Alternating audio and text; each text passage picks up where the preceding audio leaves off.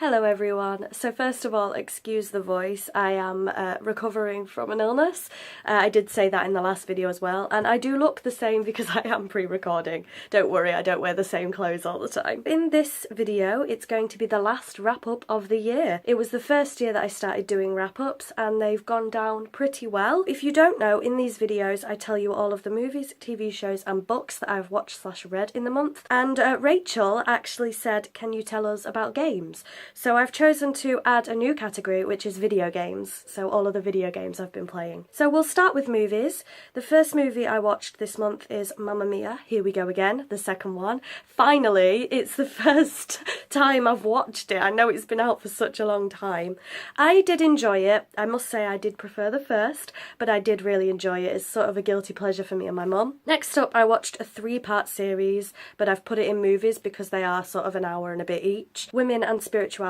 So the first part is called Goddess Remembered, the second part is called The Burning Times or the Women's Holocaust, and part 3 is called Full Circle. So this is about exactly what it says on the tin really. It's about spirituality, different cultures, different religions, and how that relates to women. So it's quite a feminist type thing. It was created quite a while ago. It's not a new documentary by any stretch of the imagination, and it's just about how religions have been very patriarchal and men dominated, and it's about women sort of reclaiming their spirituality and their religions back, I suppose. The next film that I watched, I've had this in my wrap-up a few times, it is Gerald's Game. I've watched Gerald's Game 4 times now, so it has been in wrap-ups before. This time I made my friend Sarah watch it with me. She asked for a horror, I gave her what she wanted. I just love Stephen King, I love Gerald's Game, and I actually got Gerald's Game as an early Christmas present from my mother. The book, the film is on Netflix. I watch it on Netflix. I never actually had the book, Gerald's Game, so my mum got me that as an early Christmas present. So that might be in a future wrap-up. Then, of course, it is Christmas, so we do have a Christmas film, and that is Elf. Of course, I've watched Elf before. It's one of my mum's favourite Christmas films. It's probably one of my favourite Christmas films. It's just a guilty pleasure, isn't it? It's a feel-good. In fact, I'm not even guilty about it. Then I've watched Pitch Perfect 2. I have seen Pitch Perfect 2 before. I don't think I've watched Pitch Perfect 3 yet though, so I really do need to get on that. Then I watched, while my friend Katie was here, it was lovely to see you by the way, I watched Alice in Wonderland, the Tim Burton remake. I have of course seen that before. Me and Katie actually went to see the second Alice in Wonderland in the cinema together, so that was quite nice to watch that near Christmas. And the last kind of movie, it's not really a movie, but it was 3 hours long on the telly, so I've put it on, is Britain's Favourite Christmas Hits. So it was a countdown of the favourite Christmas hits over the years, and yeah, it's more TV, but I've put it in movies because of how long the blooming thing was. On to TV shows now. There's quite a few. I'll flick through them as quickly as possible because you will have heard most of these before. So of course we have EastEnders in every month's wrap-up. The X Factor finished, Strictly Come Dancing finished. I did also watch the Christmas special on Christmas Day. I'm a Celebrity finished this month. The Apprentice finished this month. MasterChef The Professionals also finished this month. Dragon's Den, I have no idea whether that started or finished or whatever. They go on some weird hiatus. Then I watched, this is very festive, Serial Killer with Piers Morgan, and that was about Lorenzo Gilyard.